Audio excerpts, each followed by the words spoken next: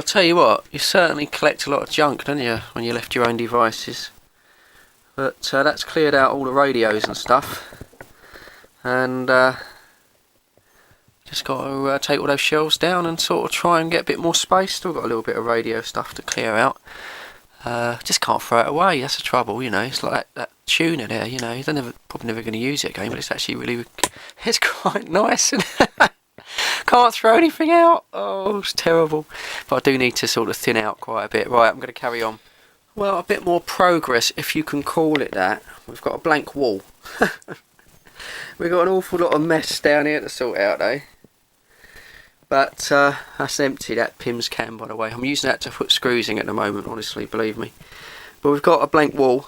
It gives us an idea how much space we've actually got to work with.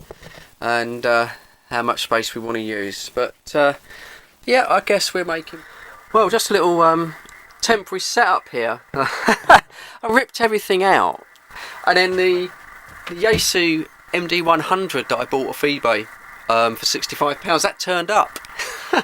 I knew it was going to turn up, and I couldn't resist just basically just setting everything up very, very, very quickly and getting a few good radio reports. And I got some reports from Mr. Charlie Tango 318 and Mr. 1791, who's on there at the moment, and also Tim from Hartford, who's running the same microphone, the same MD100. So he was able to give me a little bit of advice there, setting up the EQ settings on the bottom of the microphone. But I'm pleased to say that it seems to be working really well. I'm getting some good reports, and well, I'll have to wait till I get the two HF sets side by side and I can actually sort of hear myself. But I don't really trust my own hearing anyway, because it is a little bit naff.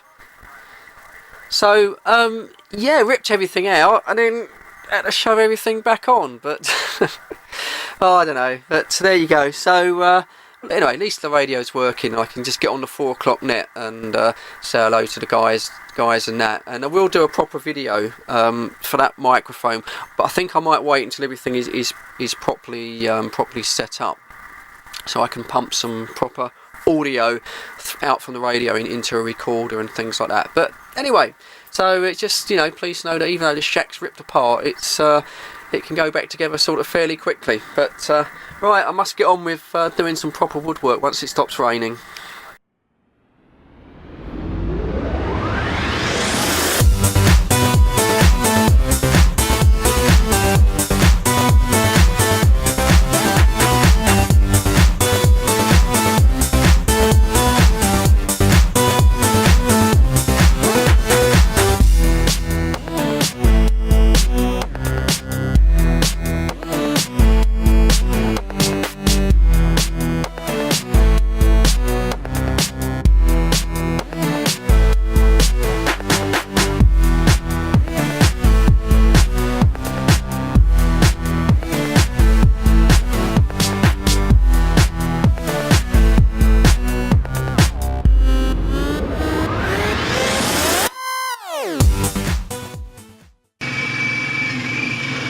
Well, it's a good job I'm not going anywhere. Not the best weather for working outside. Glad I'm on holiday, tell you. I bet the blokes at work are cursing me. But as you can see, pretty dire weather out there at the moment. So I best get on and cut some wood. Well, I think I've finished finally cutting all of the wood, and we've got all the structure made. Yeah, I mean, you know, it's not precision work, you know. My my woodworking skills are, as I've said before, they're pretty poor, you know. It's a bit industrial, there's gaps, it's not a perfect 100% sort of fit, but I do think it's fit for purpose. I do think once I've got all the radios inside and everything's wired up, I do think it's going to be quite practical. I think it'd be a lot neater than it was. So yeah, I'm relatively happy actually. I'm just pleased to have got all of the main cutting. All of these like apertures were quite difficult, so I'm quite just pleased. I'm just pleased I've got it all out of the way. So what I've got to do now is I've now got to take it all apart again, because now I've got to paint everything. but I can do that sort of in my own time. Still got plenty of work to do, and then I can fit the radios, and of course we've got to drag the whole thing forward, and it's very tight up here to work, but then we've got to wire everything up, of course, you know. So yeah, plenty of work to be getting on with, but as I say, you know, had a week off work, so I'm pleased I've done this, and I say I'm quite confident that when it is finished it will look a little bit better than it does now. I'll get some nice little ornate screws and things to finish it off, so still quite a bit of finishing work to do. But there you go, I'm not a carpenter, I'm not a chippy, you know, bit of a kind of odd job man really, so I'm pleased anyway. I think, you know, I hate woodwork, I hate it I hate it with a passion. Wasn't looking forward to all the cutting and everything, so I'm quite pleased that it's come out as well as it has. It's not, of course it's not perfect, you can pick holes in it, but in fairness it's not finished yet. But anyway, that's about it. It's cold up in the loft, just about not seeing my breath. It snowed today as well.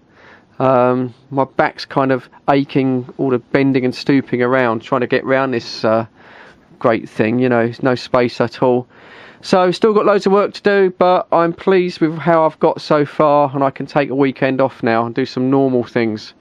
So anyway, I'll update the video when I've done a little bit more. Well, as you can see, cold weather continues. Massive thick frost, which is going to make varnishing and painting my radio bench a little bit difficult. Well, desperate conditions call for desperate measures. I've had to basically give up with trying to work outside today. It's about 11 o'clock in the morning and we're still at about -2 outside, so working outside is just not going to happen. So if there's any chance of getting on with this project on my one day off this week, I'm going to have to work inside. Oh my god. And this, anyone that is married knows the risks of doing any project work inside in the wife's kitchen, because that comes at extremely great risk that you may splash some paint or damage any of this. You know, and there's reasons for that. It's not just, I'm not just being a kind of like, you know, a male wimp here. You know, when you talk of sort of a kitchen and you think about the, you know, the wood itself is kind of still quite cold because that's just come out of the shed at -2. But this should hopefully start coming up to temperature. And then we're gonna very carefully, very carefully, just give it a quick coat of varnish, and that's all it needs really, just to seal it. And I think maybe try and get some undercoat on the desk itself up in the loft. I haven't been up in the loft yet, but I'm assuming the temperature in the loft is only going to be probably a couple of degrees, 2 degrees above freezing or something like that. And that's the plan. And that's the plan. And Bella's like very confident, isn't you? You're confident. Yeah, she's like, you bloody fool, Fred, you bloody fool. But anyway, so I don't want to make sure not to splash any varnish around on any of the work surfaces. Otherwise, yeah, well, anyone that's married knows the consequence of that. So that's what I'm going to try and be getting on with today. Just get something done on the project. You know, I hate wasting a day. Right, as I know absolutely nothing about varnishing, I'm going to basically use a roller. Got a gloss roller here. To sort of try and give a fairly even finish. I mean, I'm not after perfection. I mean, Christ, this is just a radio desk in my loft that no one's going to see, but I want to try and do the best job I can. I had to get outdoor varnish. I couldn't get interior varnish, not in a matte. I only had a gloss. I want it in a matte. So I'm just going to put it on with a roller, which is probably completely wrong. So I'm sure you'll tell me in the comments if I'm wrong. But I figured with a roller, I should get a fairly even kind of, you know, finish. Even if it's slightly sort of stippled type finish, at least it will be quite even, other than kind of, you know, working brush lines. So that's what we're going to do. We're going to give that a go with a roller. I can't video it while I'm doing it, so I will have to stop the camera and I'll let you know how it goes. after I've had a go. So that's what we're going to do, isn't it, Belle? Oh, look at the apprehension on the dog's face. Oh, look at her face. She's seen all these projects before. She's waiting for the swearing and things to get chucked around, but hopefully that's not going to happen. Anyway, right, I'm cracking on. I'll be back in a minute. Well, I'm done on the first coat. I don't know if it's actually going to need 2 coats. It might do. But what I don't want is I don't want a particularly shiny kind of finish. And at the moment, because the first coat is still wet, it's actually got quite a shiny finish. I just want it to kind of bring out the grain of the wood. And bearing in mind, of course, this is just cheap plyboard. You know, this isn't a particularly nice bit of, you know, kind of veneered wood. And it looks darker on the screen here. I'm looking on the camera as I'm doing this. It looks darker. But yeah, I think it's drying using the roller, although it's probably not the correct method. It has given me a nice even finish, if you like, you know, other than using a brush and having to rely on the brush strokes. And when that's drying out, it is giving me a nice even finish. So right, okay, I'm going to let that dry. I think I need to perhaps go up into the loft and do some undercoat on the rest of the desk, because this is going to be the only stained and varnished part. So perhaps get on with that and let it kind of let it dry. One thing I've noticed though is that, I don't know if you can see that section there was bowed. I suppose where that's been outside. That's a bit disappointing. So I think when I know it screws onto the desk, but when I actually do it, I might end up having to put another couple of screws in that just to fix it, because ply, I suppose, you know, will bow.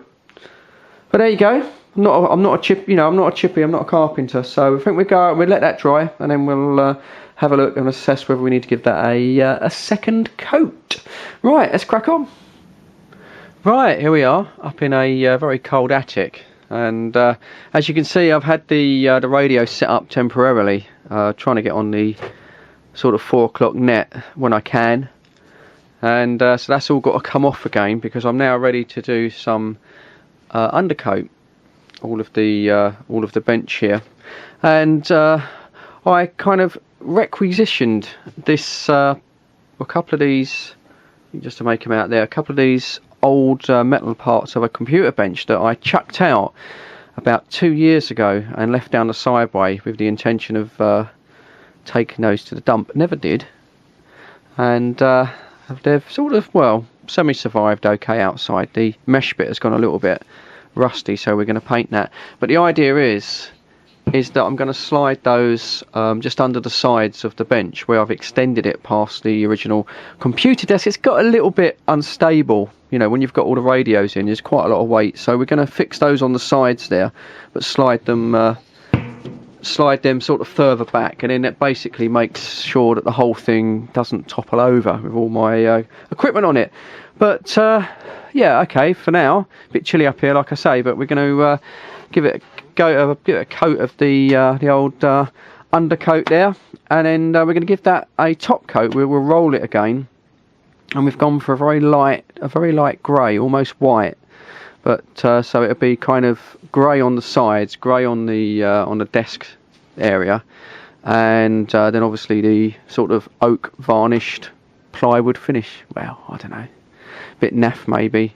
Yeah, I know, but well, we'll see how it looks. It might look all right, might not. If it doesn't, if it looks shit, you'll never see this video. This is the beauty of YouTube.